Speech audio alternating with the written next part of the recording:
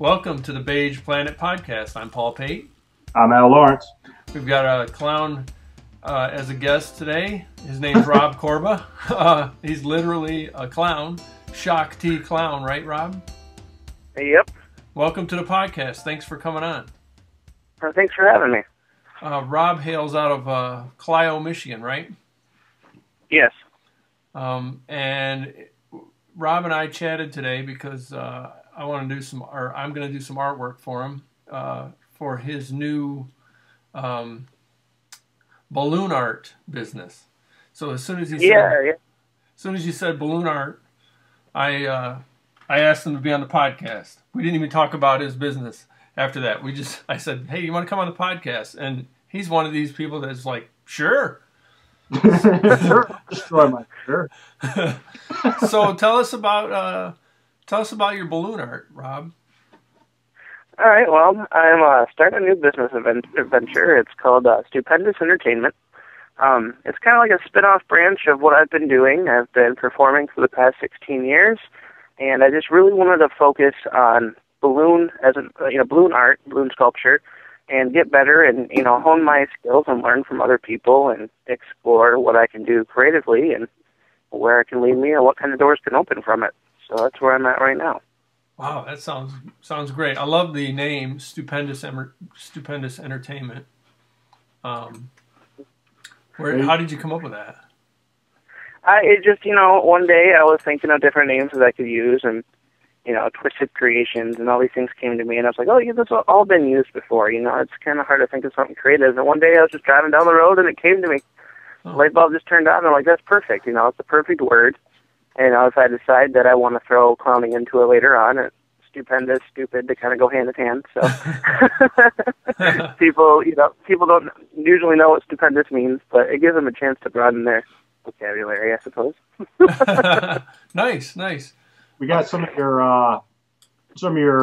balloon art up on the screen now. I want to ask real quick, what led you into this career? Well, I started when I was really young. I ended up, my Christmas list was more of a Halloween shopping list at the time. I had wanted to collect every possible costume you could think of, from a gorilla to an old lady, just so I can use them to make people laugh and entertain my friends and family. And because I receive so much satisfaction from that. And, it's just a lot of fun for me to be involved with making people happy and cheerful and make them forget about their worries throughout the day and just come together as a group of people and have wholesome entertainment. Good. Did you get any formal clown training, clown school, or anything like that? Well, there is a awesome clown school. It's called Mooseburger Clown Camp. It's a place based out of Minnesota, Buffalo, Minnesota. And a lot of their instructors are past Ringling Brothers Clown College graduates and instructors. The Clown College is closed, and so they opened this camp. It's 6 days long, and it's definitely on my bucket list. I plan on going next year. Okay. Besides that, I'm self-taught with the help of a few mentors here in Michigan. And I've, been doing it, like I said, for 16 years since I was 9, and just been absorbing every piece of information I can come across. And learning, we never stop learning, and I can always strive to become better and learn all sorts of new things. So it's exciting. It's really exciting. How long ago did you start doing the balloon art? I mean, was that right away, or is that developed recently? I'm not really sure. I've been doing it for so long now, I really can't put a date on it. But I don't know. It started shortly after I got into clowning. I started clowning. Shortly after, it was one of my first costumes I got. I just loved it. And then I realized that what I was doing was clowning. Right. That I started reaching more out into it, and that's just what I've been doing ever since. So it comes with the territory, Yeah. Have you probably heard this joke 100 times, but did your dad ever tell you to stop clowning around? Yeah, and I have family who is like, when are you gonna grow up and do something with your life? They're like, when are you gonna get a real job? Well, I want to tell you, by the way, Rob. After I did your card earlier. I'm going to bring it up on the screen, I think. No, I'm not. Shoot. Hang on a sec. I want to bring your business card up on the screen. I love that thing. Screen, great. Switch screen or window. Here it is. This guy. Okay, start. Okay. Can we see that, Al?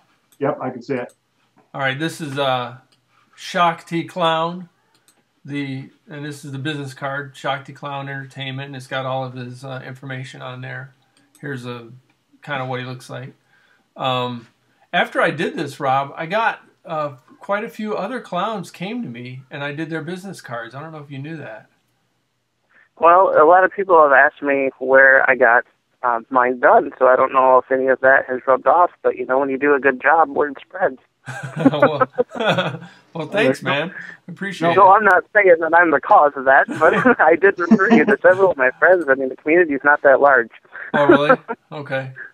I thought it was great. There was one clown in Alaska who was specialized in balloon art, and she came to me, and I think that's awesome. Yeah, I think it was from a forum, that probably you were on or something. And so forum.net. That's most likely what she. Yeah, I think that was it. So yeah, I was telling my wife, I'm like, I keep doing these clown business cards for these clowns, and she's like, what are you talking about? I'm like, no, they're clowns for real. They're not politicians, I promise. Right. Right. I was going to say my only association with clowns. Well, one, of course, I was the class clown. But are you familiar with the Midwest Clown Conference? I am. Yes. Yeah, I used to be a manager at a hotel here, and they hold their annual convention here in Lansing. Are you associated with them at all, or? I'm not associated with them, but I do know many people in the area who do go to that. I haven't been to it myself, but it is one of the very few conventions that are in the area that are going on, and I am very aware of that. Yeah, I was kind of skeptical when I first saw the sheet for the setup of the convention. I'm looking at Midwest Clown Conference, what it's all about, and but it was probably perhaps one of the funnest groups I'd ever come across. Yeah. Not what you expected, right? Yeah, they spent the whole 3 days all in costume. Some of the nicest people I ever met. They actually there was while they were having their dinner, I was in their meeting room, and there were some credit cards left under the table. They were sitting on the floor, so I went into the dinner and I brought it to them. And they made me get up on stage to announce this great gentleman here just returned these credit cards in front of everybody. And then we went through. I got involved they made me get involved in the juggling act because of it, and it got crazy. But it was a great time, though. There was, like I said, one of the funnest groups I've ever been associated with. Woke up in the next morning with 5 people in bed, and he couldn't remember a thing, right? And 20 more in the bathroom. So that little bit of humanity is what caused you to be a target. So that's good, though. So we've got some pictures of your some of your balloon art I just took off your Facebook page, and so it's going to be kind of hard because you're on the phone and can't see this, but I'm looking at a monkey that's like on a stripper pole or something here. He's climbing up. Oh, it's a coconut tree. Okay, I just figured it out. Yeah. Monkeys are out of control, man. You got to watch them. Yeah, you can't do that stripper pole bit for the kids, can you?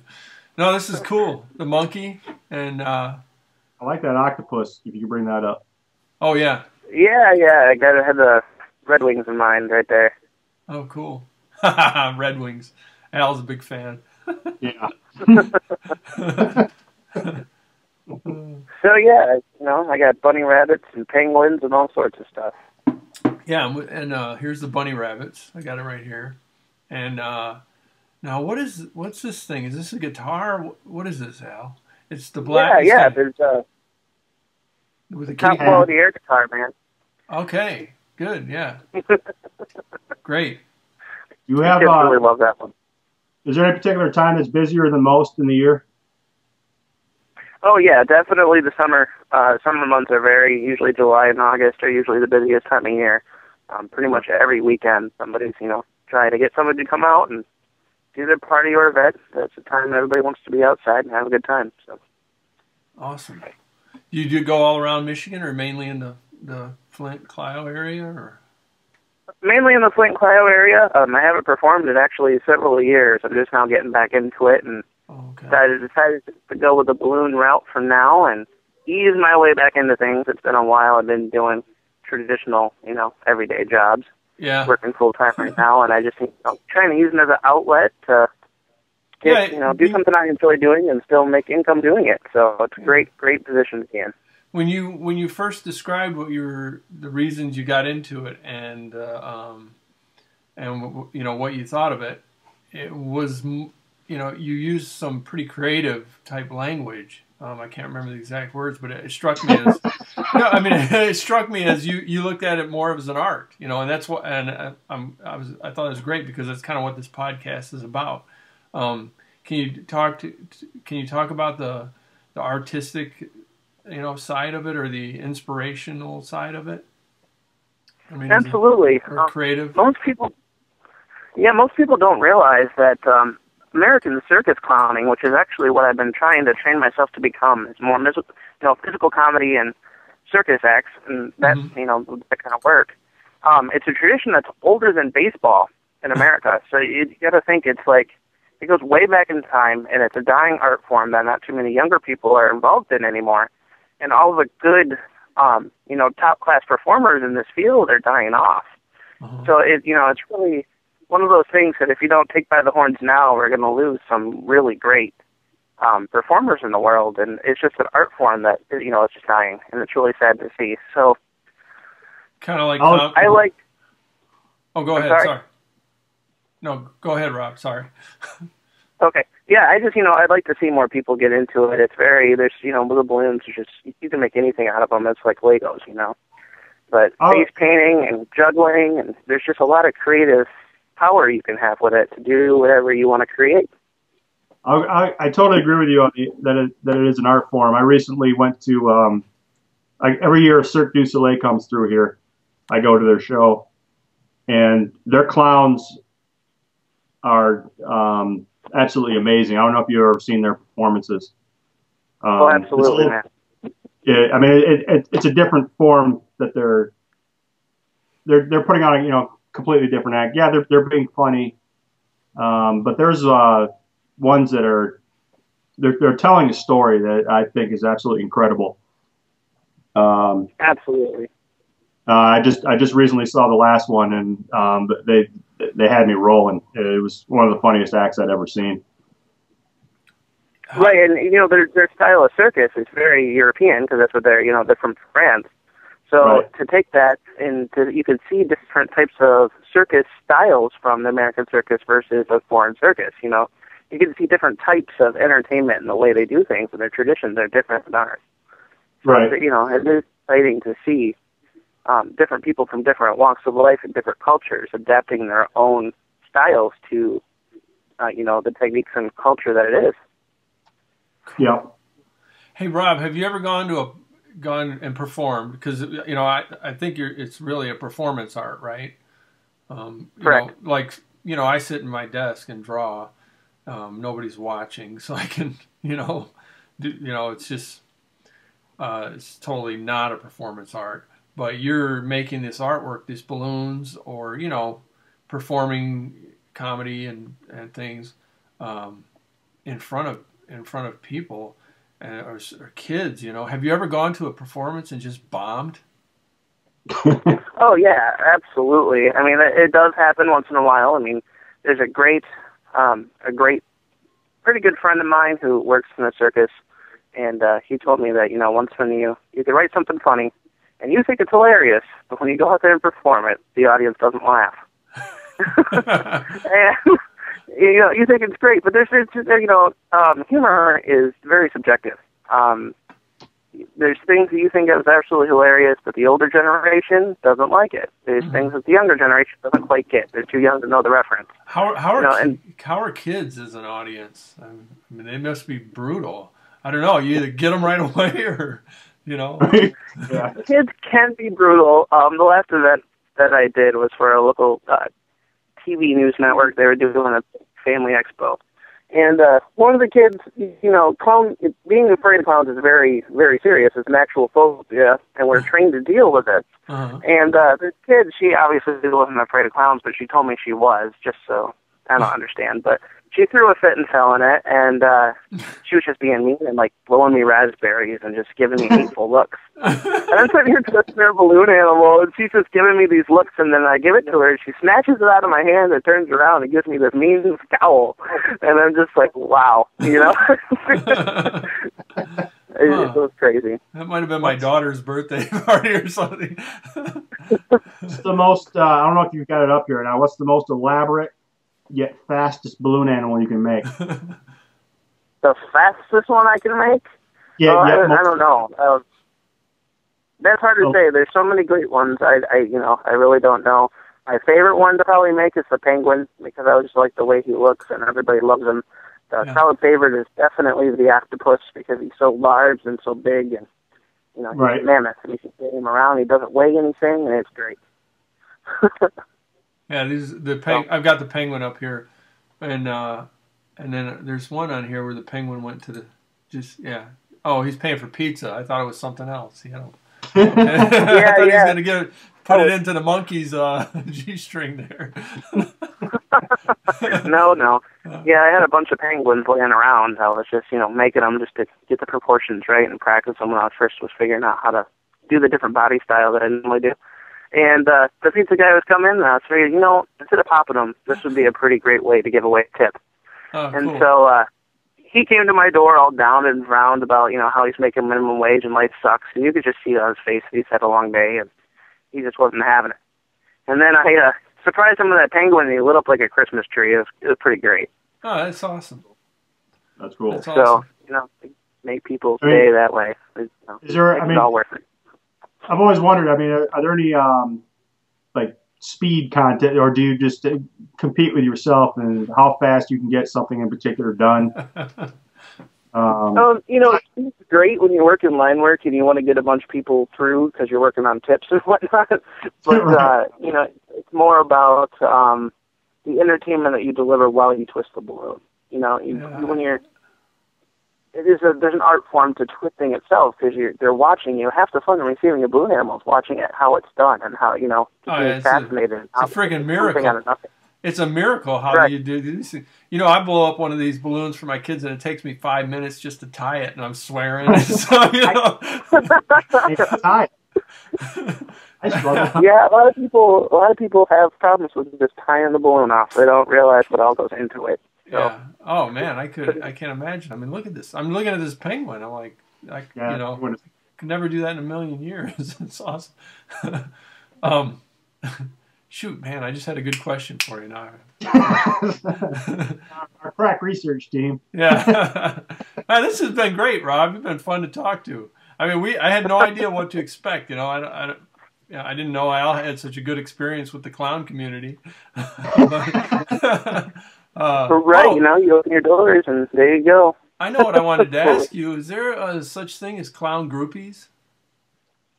Clown groupies? Unfortunately, there most likely probably is. There's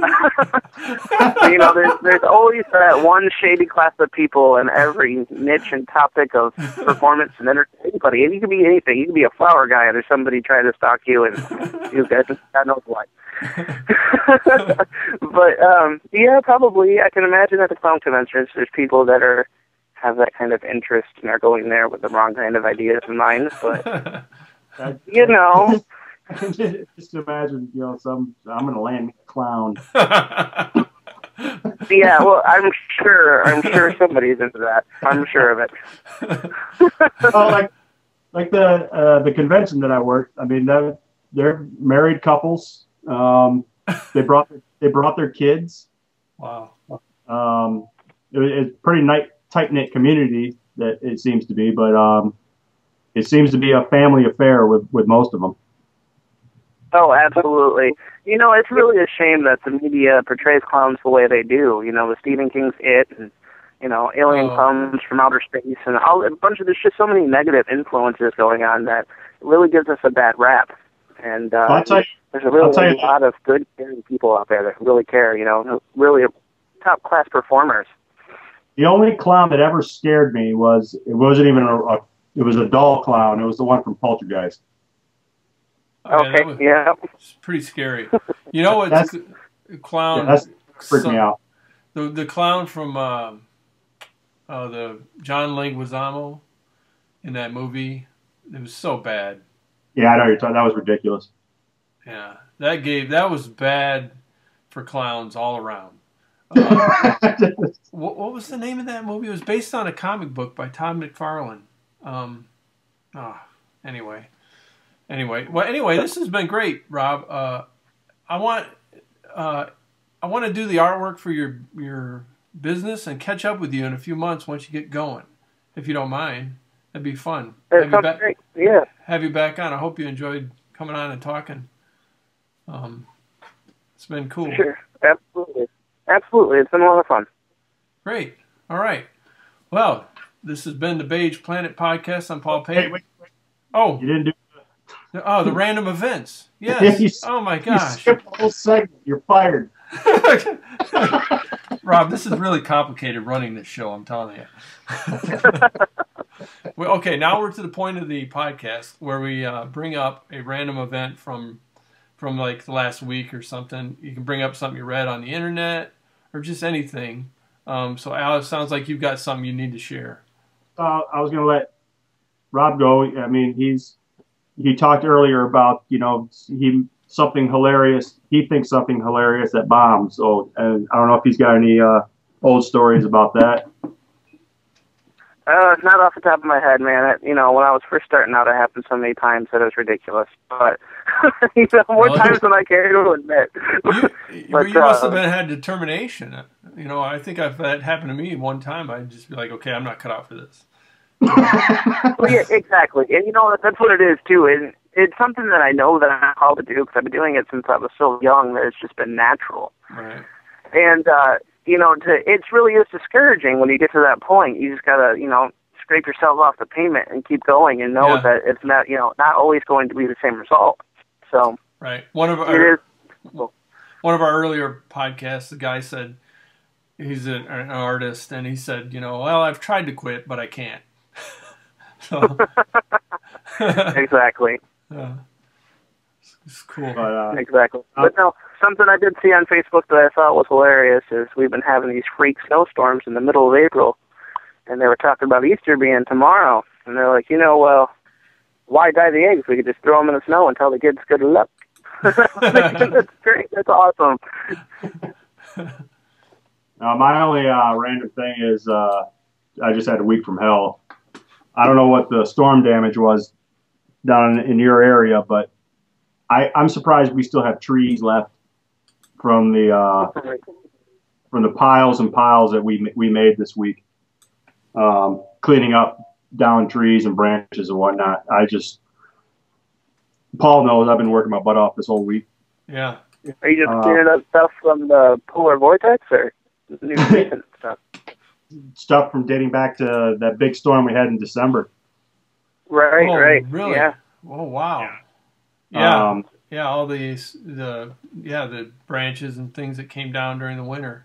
We just haven't been able to get to them, right? Yep. Right. There's a lot of them on here too.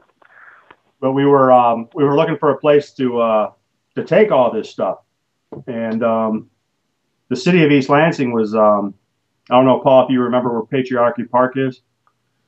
No, I don't. Yeah, you didn't venture off campus unless it was to a bar. Well, this city had some huge piles they were making, so we went to go dump there. And first guy, city work came up to us, and he comes running up, says, "You guys can't do this." But then he turned and guy on our crew, he goes, "Wait a minute, didn't you used to be the fire marshal?" And he goes, "Yeah." And oh well, I don't give a shit. Go ahead, dump all you want. Then what was it? 3 hours later, we get chased down by some woman who works for the city, and because someone else called up and said there's some guys dumping, blah blah blah. And so anyway, we spent most of the week finding places to dump. And then I don't know, Paul, if you saw my Facebook page, my friend Michelle, she posted on my page, hey, some idiot just dumped a pile of wood in my front lawn and drove off.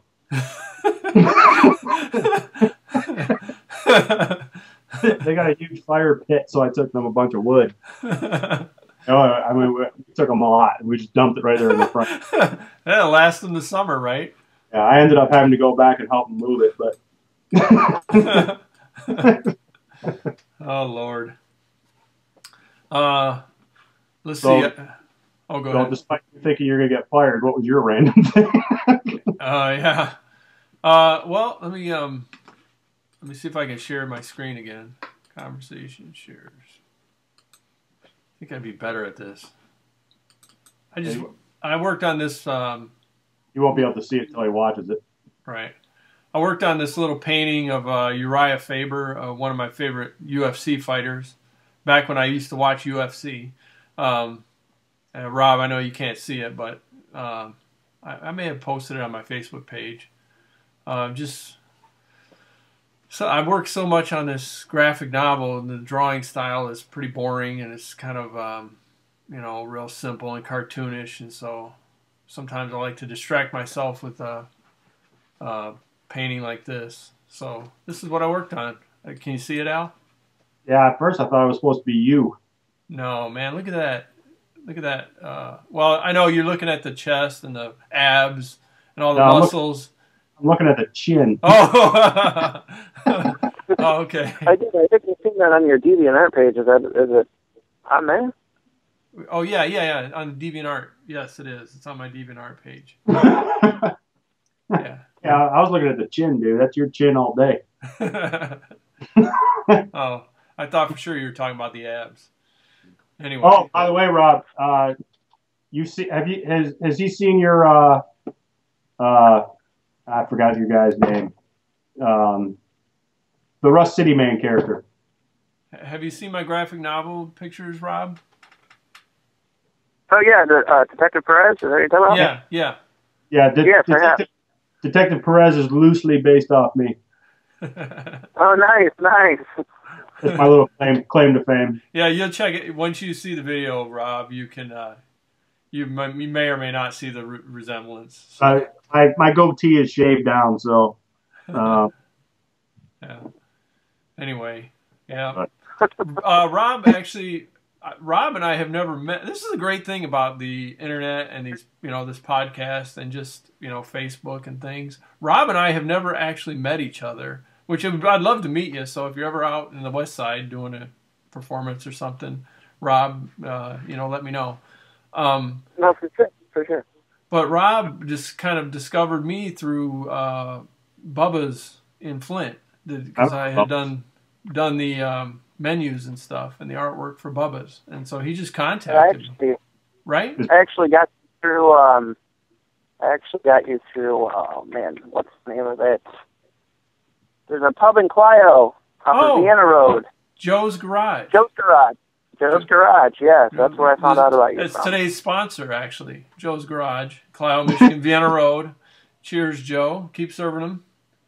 Is Bubba's though still open? Yeah, it's Bubba's. There's one open, right? Bubba O'Malley's?